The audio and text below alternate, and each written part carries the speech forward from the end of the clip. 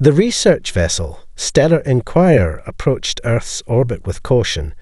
Its advanced sensors, extending like curious antennae.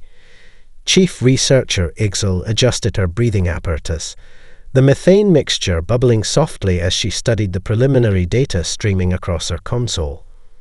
The numbers simply didn't make sense.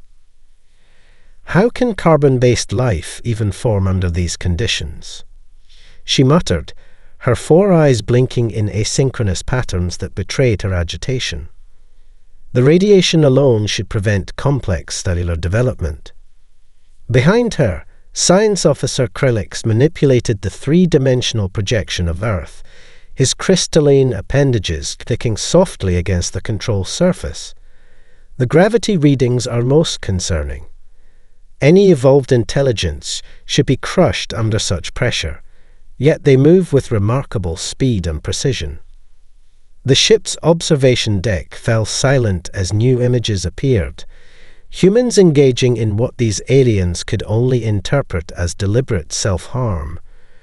Bipedal creatures willingly plunging from great heights with only thin fabric to slow their descent. Others propelling themselves down frozen mountainsides at velocities that would shatter most exoskeletons. Some even immersing themselves in massive dihydrogen monoxide formations for extended periods. Are they testing their mortality limits? Asked junior researcher Thelm, her bioluminescent skin pulsing with confusion. High Commander Vrex, who had remained silent until now, stepped forward. His species had evolved in the gentle mists of a low-gravity moon, his elongated form never designed for harsh environments. The Council believes they may be unaware of their exceptional nature. Preliminary cultural analysis suggests they consider themselves fragile, vulnerable even. Laughter, or what passed for it among the varied species aboard, rippled through the chamber. The notion that creatures surviving on a Class 12 Deathworld would consider themselves vulnerable seemed absurd beyond measure. What's most remarkable, continued Vrex, accessing a secure data channel that pulsed with Council encryption, is their technological progression curve.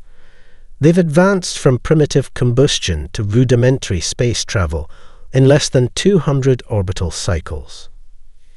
Ixel's respiratory sacs inflated with alarm. That's impossible. No species develops that quickly. Unless, interjected Krillix, his analytical mind always seeking patterns, the harsh conditions of their world accelerated their development.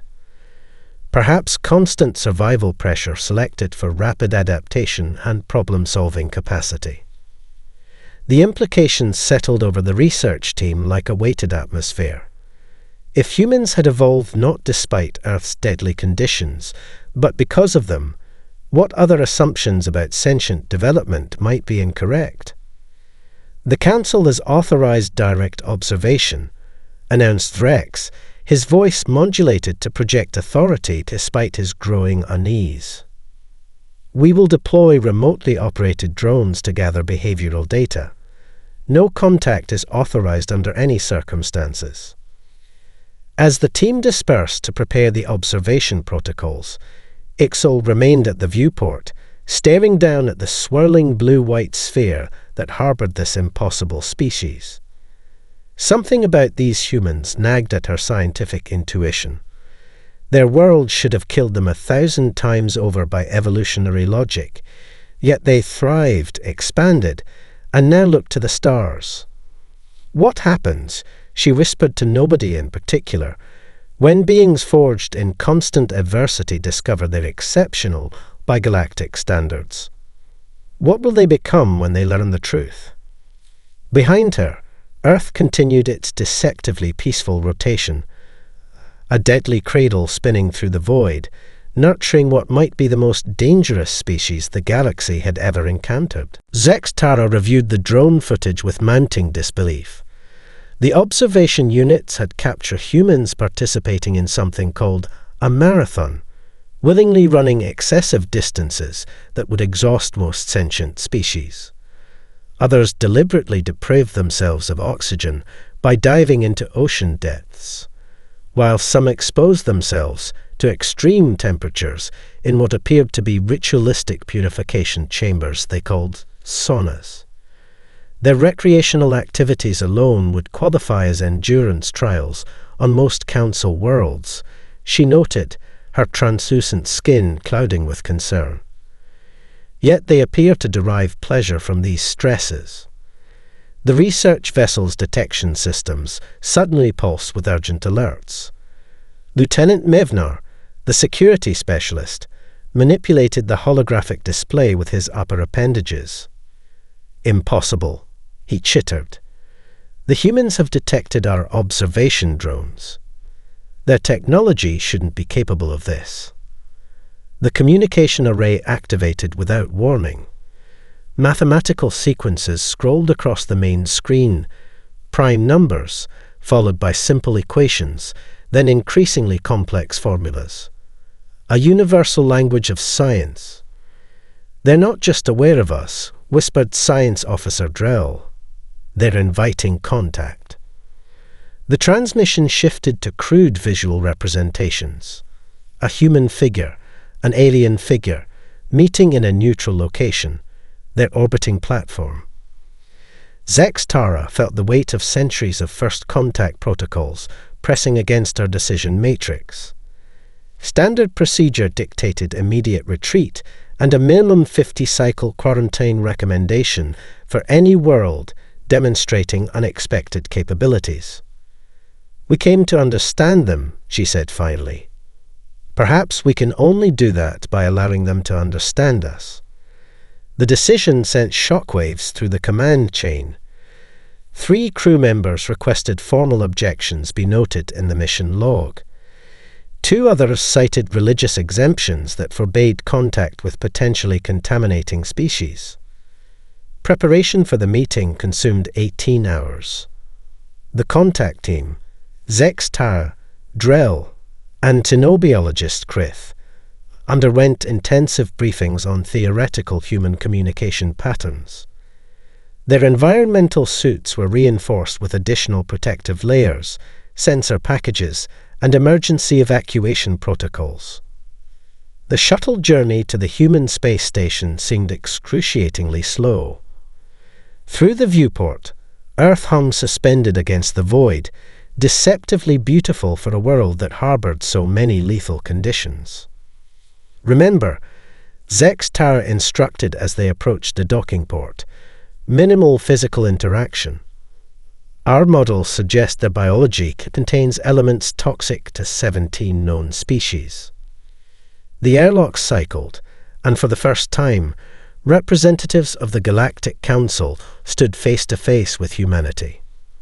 The humans were smaller than expected, their bipedal forms seemingly fragile despite evolved adaptations to their crushing gravity. 5 of them waited, wearing what appeared to be ceremonial coverings in different colors and patterns. One stepped forward, a female, according to their dimorphic reproduction system. "Welcome to the International Space Station," she said, the words translated through the aliens' advanced linguistic processors. "I'm Dr. Helena Marsh, xenobiology specialist. We're honored to make first contact." She extended her upper appendage in what their cultural briefing identified as a greeting ritual called a handshake. Zex Tara hesitantly extended her sensory limb in response. The moment their appendages touched, disaster cascaded through carefully engineered systems. The pressure sensors in Zex Tara's suit registered forces that triggered automatic compensation, squeezing her limb painfully. Biometric alarms wailed as human microbial particles, trillions of them, swarmed across her suit's exterior surface. Then one of the humans made an explosive respiratory expulsion, a sneeze their database supplied, sending microscopic particles at ballistic velocities toward the delegation. Emergency containment protocols engaged, barrier fields activated, and retreat signals flashed urgently through their neural interfaces. Abandon contact. Drell gasped, his environmental systems flashing critical alerts. These creatures are walking biohazards. The last thing Zex Tara saw as their emergency extraction initiated was the confused expressions on the humans' faces, completely unaware that their very existence constituted a threat to galactic biosecurity protocols. Dr. Eliza Chen studied the faces of the Galactic Council representatives, noting the biological signs of stress in species she'd only just learned existed. The Regellian ambassador's chromatophores pulsed with alarming speed, while the methane-breathing Vorlax delegation had retreated into their reinforced environmental chambers. "You fear us because you don't understand us," she continued, her voice steady despite the weight of representing her entire species. "And what you don't understand, you want to quarantine." High Chancellor Mevloth leaned forward, his crystalline exoskeleton catching the light. "Dr. Chen, you stand before us breathing our atmospheric mixture with only a simple apparatus. The gravity in this chamber would crush most humans, yet you show minimal signs of distress. How is this possible?" Eliza smiled. Preparation, adaptation, the same qualities that let us survive Earth. Before coming here, I underwent 3 months of gravity acclimatization and respiratory training. My body adjusted because that's what human bodies do. Murmurs rippled through the chamber as translation devices struggled to convey concepts that had no equivalent in many languages. For most species represented, biological adaptation occurred over generations, not within a single lifespan. "The report from our research vessel described your world as inherently hostile," said Councillor Trevax, his voice resonating from multiple speech organs. "Microscopic predators everywhere, atmospheric toxins, radiation bombardment from your sun, tectonic instability, meteorological violence. How do you not live in constant terror?" "Because it's home," Eliza replied simply. "What you call hostile, we call normal. What you see as dangers, we see as challenges. Your research team observed us from orbit and through drones. They never experienced Earth as we do." She tapped her datapad, projecting images that filled the chamber. Children laughing as they played in ocean waves, climbers scaling sheer cliff faces, scientists working comfortably in environments ranging from Antarctic research stations to volcanic caldera observatories. "We don't just survive Earth," she explained. "We thrive there. We've adapted to every environment it offers, from deep oceans to mountain peaks."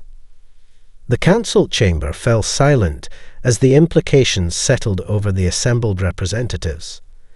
Zextar, still recovering from the first contact incident, raised her sensory appendage. "What are you proposing, Dr. Chen?" "A guided expedition. Let me show your researchers Earth through human eyes. Not as a death world, but as a cradle of innovation and adaptation." Chancellor Mevloth conferred urgently with his advisors, their communication occurring in frequencies beyond human hearing. Finally, he addressed the chamber. "Such an expedition violates 17 safety protocols and 5 interspecies contact directives. Yet without it," Eliza countered, "you'll never truly understand humanity, and isn't understanding the purpose of science." From the back of the chamber, Zex Tara moved forward, her translucent skin now showing signs of healing from the stress of first contact. "I volunteer to lead the research team," she announced, causing a ripple of shock among her colleagues. "If humans represent a new paradigm of adaptive sentience, we cannot afford to study them from a distance." One by one, other scientists stepped forward, the bravest or most curious representatives of their species. A heptapod physicist, a denibolent xenobiologist, a Procyon environmental specialist. each acknowledging that understanding Earth might require experiencing it firsthand. Eliza looked at the volunteers with newfound respect. They knew the risks, yet chose knowledge over safety. Perhaps their species weren't so different after all. "When do we depart?" asked Zextar. "As soon as we can prepare you," Eliza replied. "Earth awaits." The Mediterranean sun beat down on the beach, its rays filtering through the specialized shields protecting the alien researchers. Dr. Chen walked barefoot across the sand, turning occasionally to check on her extraterrestrial companions. Their environmental suits had been modified extensively for Earth conditions, yet they moved with the caution of beings traversing an active minefield. "Your oceans contain over 2 million known species," said Krithtak, the arachnoid geologist, her voice processor struggling to be heard over the crashing waves. "Many of them venomous or predatory. How do humans enter such an ecosystem willingly?" Chen pointed to a group of children splashing in the shallows. "We learn to coexist with our world from childhood. Those children know which areas are safe for swimming and which creatures to avoid." Zextara's environmental sensors flashed continuous warnings as a gentle breeze carried microscopic particulates toward the research team. Pollen, bacteria, fungal spores, dust, a cocktail of airborne matter that humans filtered through their nasal passages without conscious thought. The atmospheric composition alone should trigger respiratory distress, noted Mevlox, the respiration specialist, his tentacular breathing apparatus pulsing rapidly. Yet humans inhale these particulates millions of times throughout their lives. Our immune systems evolved alongside these microorganisms, Chen explained. Many are actually beneficial. Some are even necessary for our survival. The concept of beneficial microbes caused visible discomfort among several team members. On most council worlds, microbial life was rigorously controlled, with citizens living in carefully sterilized environments. A distant rumble interrupted their discussion. Dark clouds gathered on the horizon, moving toward the shoreline with alarming speed. "We should return to the research base," suggested Relvax, the meteorological observer, his sensory frills extending fully. "Those atmospheric disturbances appear dangerous." Chen checked her weather app and smiled. "It's just a summer thunderstorm. Actually, this is perfect. You'll get to experience one of Earth's weather patterns firsthand." Alarm rippled through the research team as they processed her casual response to what their instruments classified as an imminent environmental catastrophe. The storm arrived with dramatic intensity. Rain pounded the beach, transformed from vacation paradise to what seemed to the aliens like a disaster zone in minutes. Lightning split the sky, thunder crashed overhead, and winds whipped the palm trees into frenzied motion. Protected under a beachside pavilion, the research team watched in horror as humans simply opened protective devices, umbrellas, Chen called them, and continued their activities with minimal disruption. "Your species evolved on a world where the sky regularly discharges enough electrical energy to disable our ship's systems," whispered Zextara, her translator barely audible over the storm. "And you respond by carrying small fabric shields." Chen laughed. "Wait until you see how we handle winter." As the storm passed, leaving behind glistening wet sand and renewed humidity, Krithtak made an observation that silenced her colleagues. The storms, the microbes, the predators, the radiation, they are not separate challenges. They're a connected system of evolutionary pressure, she said, her analytical mind assembling the pattern. Earth didn't just make humans strong, it made them adaptable to continuous change. Dr. Chen nodded approvingly. "That's the first real insight any of you have had about my world. Earth doesn't just test our strength, it tests our capacity to endure different tests. Zex Tara updated her research notes with appendages that trembled slightly. The implications extended far beyond biology. A species forged by constant adaptation would approach everything: technology, society, warfare, with fundamentally different assumptions than the stability-seeking civilizations of the Council. Tomorrow, Chen announced as they returned to their research base, "We'll visit a wildlife sanctuary. You should prepare your environmental barriers accordingly." "What hazards should we expect?" asked Mevlox nervously. Chen's smile did nothing to reassure them. "Nothing humans don't keep as household pets." Zex Tara's laboratory aboard the research vessel hummed with activity as she compared tissue samples from 37 distinct human populations.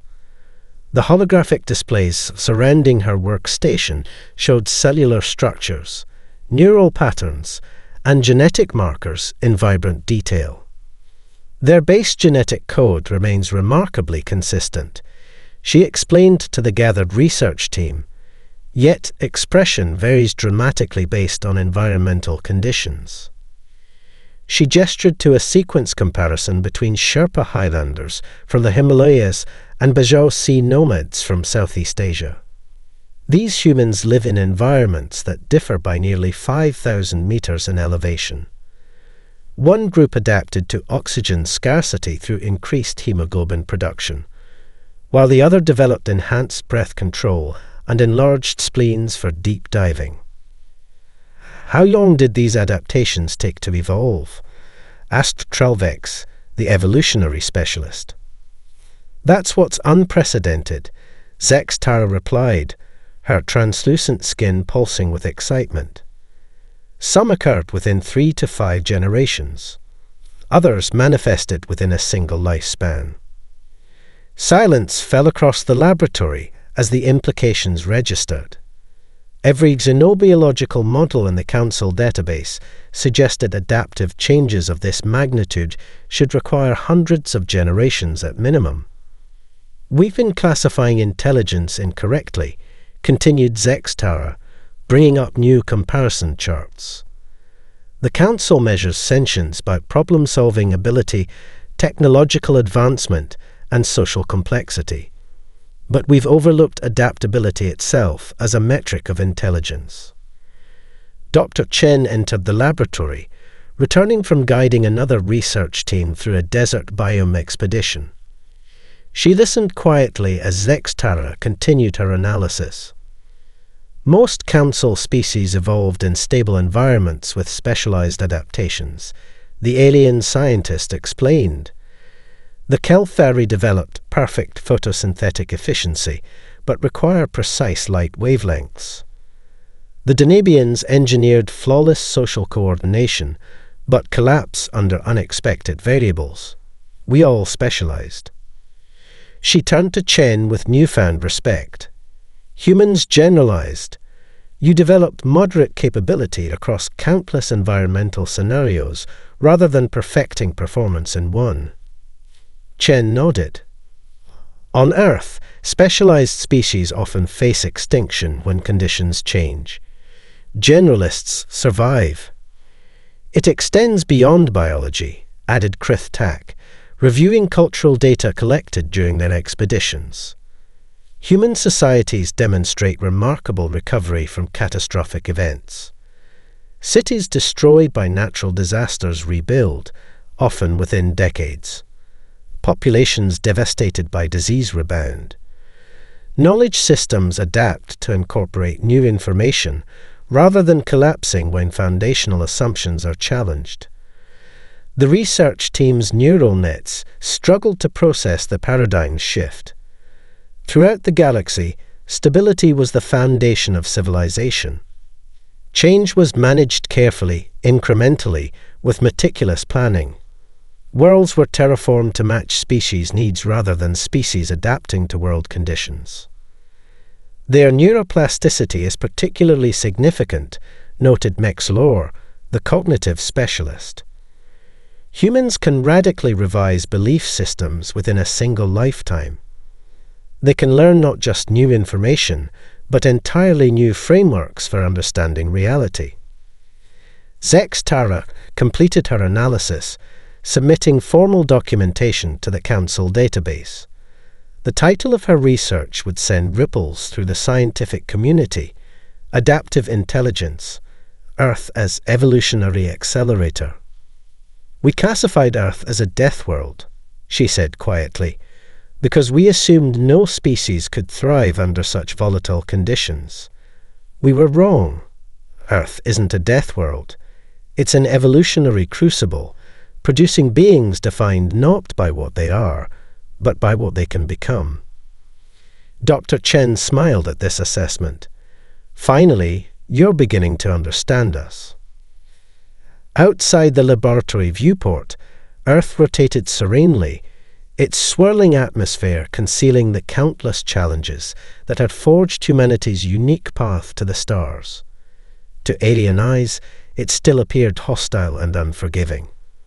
But now they recognized its true nature, not as a planet of death, but as a world of transformative possibility. The quarantine chamber aboard the research vessel pulsed with emergency lighting as medical specialists from 3 species worked frantically to stabilize their colleagues. Through the transparent isolation barrier, Dr. Chen watched the aliens' life support systems struggling to compensate for cascading biological failures. "How could this happen?" demanded Science Director Vexilor, his crystalline exoskeleton vibrating with stress frequencies. "Our environmental protection protocols were absolute." Chen studied the microscopic images on the medical display. "This retrovirus is common in human populations. We develop antibodies to it in childhood. It's essentially harmless to us, yet catastrophic to non-Earth biology," said Chief Medical Officer Thelm, her bioluminescent skin dimmed with exhaustion after 18 hours of emergency treatment. "The virus reconfigures cellular structures at the molecular level, seeking compatibility with biological systems it's never encountered before." Inside the chamber, Zex Tara and 2 other researchers lay suspended in containment fields, their bodily processes visibly deteriorating despite the advanced medical interventions. Monitoring displays showed organ systems shutting down one by one. "Every treatment we've attempted has failed," Thelm continued. "The virus adapts faster than our countermeasures." Chen's expression hardened with determination. "The virus adapts, just like humans do." She turned to Vexilor. "I need access to your genetic engineering laboratory. Immediately." The request triggered automatic security protocols. "Absolutely not," the science director responded. "Council regulations explicitly forbid." "Your colleagues will die within 12 hours, Chen interrupted. "I have an approach that might save them, but it requires technology your medical team hasn't considered." After tense deliberation, emergency protocols were invoked, granting Chen limited access to the vessel's most advanced research facilities. She worked with focused intensity alongside the alien scientists, explaining her concept as they proceeded. "Human immune systems evolved alongside countless pathogens," she told them. "We don't just fight infections. We incorporate their structures, learn from them, and develop defenses that anticipate future variations." She displayed a holographic model of modified human T cells. "We can adapt this defensive approach for your colleagues by creating genetically engineered human immune cells, programmed to recognize their specific biology." The alien scientists regarded the proposal with mingled hope and horror. Incorporating human cellular material into their colleagues violated fundamental biological separation principles that underpinned interspecies contact laws. Yet the alternative was certain death. "It's not just a treatment," noted Thelm with sudden understanding. It would permanently alter their cellular structure. Chen nodded. They would carry modified human immune components for the rest of their lives. Their biology would become, in a small but significant way, partially human. The procedure required 9 hours of continuous effort. Chen worked alongside the alien medical team, her experience with Earth's biological diversity providing insights their specialized medical training lacked. When the integration process completed, the research vessel fell silent as everyone waited to see if the hybrid approach would succeed or fail. Slowly, vital signs stabilized. Cellular degradation halted. Organ systems resumed normal functions. "It's working," whispered Thilm, monitoring the recovery with disbelief. Inside the quarantine chamber, Zex Tara opened her eyes. Her internal systems reported unfamiliar processes operating alongside her natural biology, alien cellular structures that somehow complemented rather than conflicted with her own. "How do you feel?" Chen asked through the communication system. Zex Tara considered the question carefully, sensing the profound changes within her body. "Different," she replied finally, "like my systems have expanded." Outside the research vessel, urgent transmissions flooded the galactic networks as news of the procedure spread. The political implications were immediate and far-reaching. Council security directives classified the modified researchers as potential contamination vectors. Quarantine recommendations for Earth escalated to the highest level.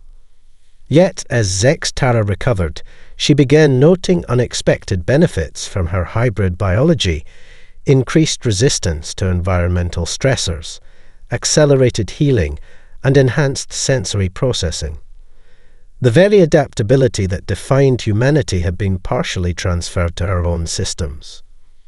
"We feared humans because they evolved on a Deathworld," she recorded in her private journal. "Now I wonder if we feared them because, deep down, we recognized what they might teach us." The Grand Galactic Conclave's central chamber fell silent as Zex Tara took the testimony platform. Her appearance had subtly changed since her integration with human cellular components. Her formerly translucent skin now showed faint traces of pigmentation, and her movements displayed a fluidity that members of her species typically lacked. "Honored representatives," she began, her voice resonating through the vast chamber, "I stand before you as living evidence of what we have misunderstood about humanity." Displays around the chamber showed magnified images of her cellular structure, highlighting the seamless integration of modified human immune components with her native biology. For thousands of cycles, the Council has classified worlds based on their habitability to our known species. Earth received the designation Deathworld because its conditions would kill most of us. She paused, allowing her next words to carry their full weight. But that classification describes our limitations, not Earth's nature. Murmurs spread through the assembly as translation systems conveyed her statement across 2,000 languages. The Procyon delegation's bioluminescent patterns flashed with agitation. "The researcher has been contaminated," announced their representative. "Her judgment is compromised by human biological influence." Zex Tara remained unperturbed. "I have been enhanced, not compromised. The human adaptive capacity that saved my life has revealed something profound about evolution itself." She activated a holographic simulation showing evolutionary pathways across known sentient species. Council civilizations evolved through specialization, perfecting specific adaptations to stable environments. When we encountered new challenges, we applied technology to modify environments rather than adapting ourselves. The simulation shifted to show human evolutionary history, a chaotic, branching pattern full of dead ends and unexpected turns. Humans evolved through constant adaptation to changing conditions. Where we developed perfect solutions to constant problems, they developed flexible responses to unpredictable challenges. Dr. Chen watched for a restricted observation area, technically a prisoner until the conclave determined Earth's status. Yet the evidence presented by the research team had forced even the most conservative council members to consider the implications of humanity's existence. The quarantine proposal, before you assumes humans represent a biological threat, continued Zextara. But consider, a species that adapted to Earth's conditions possesses resilience our civilizations have sacrificed for stability. In an unpredictable galaxy, which evolutionary strategy offers better long-term survival? The Denebians' representative raised a formal objection. This philosophical debate is irrelevant. Human thought patterns demonstrate dangerous unpredictability. Their history contains violence unknown in civilized systems. Because their world taught them to overcome rather than avoid challenges, Zextara countered. Yes, humanity developed conflict, but also unprecedented cooperation. They built global communication systems and space programs despite having no unified government.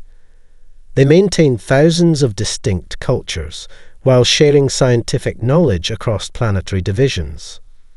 The debate intensified as evidence from the Earth expedition was systematically examined. Historical records showing human societies recovering from planetary disasters that would have collapsed most council civilizations. Medical data demonstrating their immune system's remarkable capacity to adapt to new pathogens. Cultural archives revealing their ability to radically transform social structures within a single generation. As the conclave prepared for final deliberations, emergency alert frequencies suddenly activated throughout the station. Display screens shifted to show long-range sensor data from the galactic rim. Thousands of massive objects traveling at impossible velocities, following a direct path through formerly inhabited systems. Worlds that had gone silent without explanation. High Chancellor Mevlov's voice cut through the rising panic. The ancient defense protocols are activated. All discussion is suspended. His multiple eyes focused on the human observer area. Dr. Chen, your knowledge is required immediately. The harvesters have returned. The conclave chamber erupted in chaos as civilians were evacuated and military representatives assembled for emergency coordination. Lost in the confusion was the irony that was not lost on Zextara. Humanity's trial had been interrupted by a threat that might make their unique adaptability the galaxy's only hope. The Galactic Council's war chamber projected holographic displays of the advancing harvester fleet. Crystalline entities of immense size moved through space with unnatural precision, leaving devastated worlds in their wake. Conventional weapons had proven useless against their silicon-based structures, which simply absorbed energy attacks and repaired physical damage within minutes. Dr. Chen studied the tactical displays, while Council military strategists debated increasingly desperate options. Their conversation followed predictable patterns: organized retreats, defensive perimeters, evacuation procedures for core worlds, all assumed eventual defeat. You're planning as if the outcome is predetermined, she interrupted, drawing startled looks from the assembled commanders. You're fighting the way you always fight, systematically, predictably. High Commander Vrexthal bristled at the humans' intrusion. Our battle doctrines are refined from thousands of years of strategic theory. Against enemies that think like you do, Chen countered. These harvesters operate on completely different principles. They expect you to respond according to your established patterns. She requested access to the tactical systems, an unprecedented breach of security that required 3 override authorizations. Once granted, she began analyzing harvester movement patterns, identifying subtle vulnerabilities that conventional military doctrine had overlooked. They're silicon-based collective intelligence, she explained. They process information perfectly but linearly. They can't handle true randomness or parallel processing the way human brains can. Meanwhile, Zex Tara led a different kind of breakthrough. Working with the recovered researchers who shared her hybrid biology, she discovered that certain Earth-specific biochemical compounds disrupted the harvester's crystalline structures. Compounds that humans produced naturally, but were unknown in wider galactic biochemistry. Earth's evolutionary pressures created molecular configurations that don't exist elsewhere, she reported. The harvesters have no defense against what they've never encountered. As the first harvester scouts breached the outer defense perimeter, humanity demonstrated its unique approach to existential threats. Earth governments united with unprecedented speed, converting industrial capacity to war production within weeks. Human military advisors introduced tactical concepts that shocked council strategists. Deliberate sacrifices to gain strategic advantage, high-risk operations with minimal chances of success, and decentralized command structures that continued functioning even when leadership was compromised. Most critically, humans volunteered for missions in environments that would incapacitate other species. They operated in radiation zones that disabled harvester sensing systems. They fought in crushing gravity wells, where their evolved musculature gave them advantages. They deployed in vacuum conditions and toxic atmospheres, relying on technology adapted from their experience with Earth's most hostile regions. Your species evolved in an environment that prepared you for this moment, Zex Tara told Chen as they prepared for the decisive operation. What we called a Deathworld was actually a trigging ground. The final confrontation occurred in the Orion Nebula, where a specialized human strike force penetrated the Harvester command node, while conventional forces engaged in seemingly chaotic battle patterns that confused the Harvester's logical algorithms. The human team, led by Commander Sarah Rodriguez, deployed modified Earth bacteria that attacked the silicon matrices binding the collective consciousness. As the Harvester coordination dissolved, their unified attack fragmented into individual units, vulnerable to conventional weapons. Throughout the battle, Council observers noted with astonishment how humans processed battlefield chaos, making intuitive decisions that defied computational prediction, yet proved devastatingly effective. In the aftermath, as damaged ships limped back to Allied space and casualty reports streamed in, the Galactic Council convened an extraordinary session. The vote was unanimous for the first time in recorded history. Earth would no longer be classified as a death world, but recognized as the crucible of resilience, home to a species whose evolutionary path had unknowingly prepared them to save the galaxy. Zex Tara, addressing the formal reclassification ceremony, summarized what the galaxy had learned. We feared humans because we misunderstood their nature. We called their home a death world because we couldn't survive there. But now we understand. Earth wasn't trying to kill humans. It was preparing them to save us all.